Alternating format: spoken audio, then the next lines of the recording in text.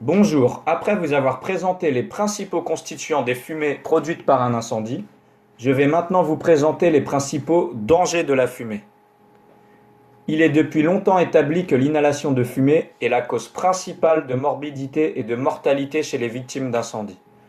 Presque 2 tiers des décès sont recensés hors de l'endroit même où se trouve l'incendie et sont le résultat direct de l'agression des fumées plutôt que des flammes.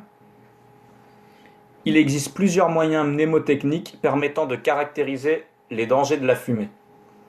Celui que je préfère est le participe passé du verbe rôtir au féminin, c'est-à-dire rôti, R-O-T-I-E.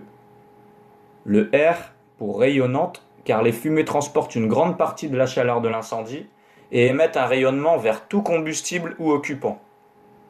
Le O pour opaque, car la présence de particules de suie, d'aérosols et de gouttelettes de goudron provoque un écran qui réduit la visibilité et assourdit les sons. La fuite devient alors impossible. Le T pour toxique, car composé entre autres d'hydrocarbures, de dioxyde et monoxyde de carbone, de cyanure et chlorure d'hydrogène, portées à des températures élevées jusqu'à 800 degrés Celsius, elles rendent le milieu irrespirable. Le I pour inflammable et explosive, chargée en particules combustibles imbrûlées ou résultant d'une combustion incomplète, elles peuvent s'enflammer ou exploser à tout instant, dès lors que la température et le comburant sont idéaux. Le E pour envahissante et mobile. Elle se comporte comme un fluide en s'infiltrant et se répandant dans tous les volumes ouverts et par le moindre orifice. L'incendie provoque également une baisse importante d'oxygène provoquant une hypoxie, c'est-à-dire un manque d'oxygène pour les cellules de l'organisme, et le premier organe ciblé est le cerveau. Leur action toxique provoque de l'abattement et des troubles respiratoires. D'abord l'accélération, puis le ralentissement de la respiration. Il peut survenir ensuite un coma, des convulsions et un arrêt respiratoire.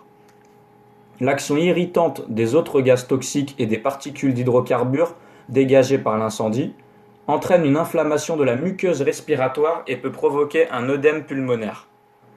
De plus, la chaleur des fumées peut être à l'origine de brûlures des voies aériennes supérieures.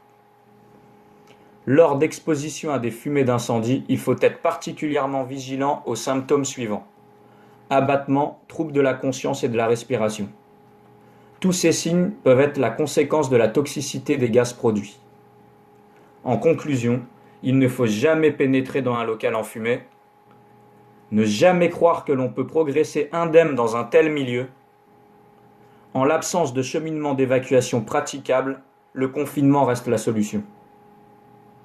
Ce podcast audio est à présent terminé, j'espère qu'il vous aura plu. Dans le prochain podcast, nous verrons comment se protéger des fumées. À bientôt sur la chaîne de NF Entreprises.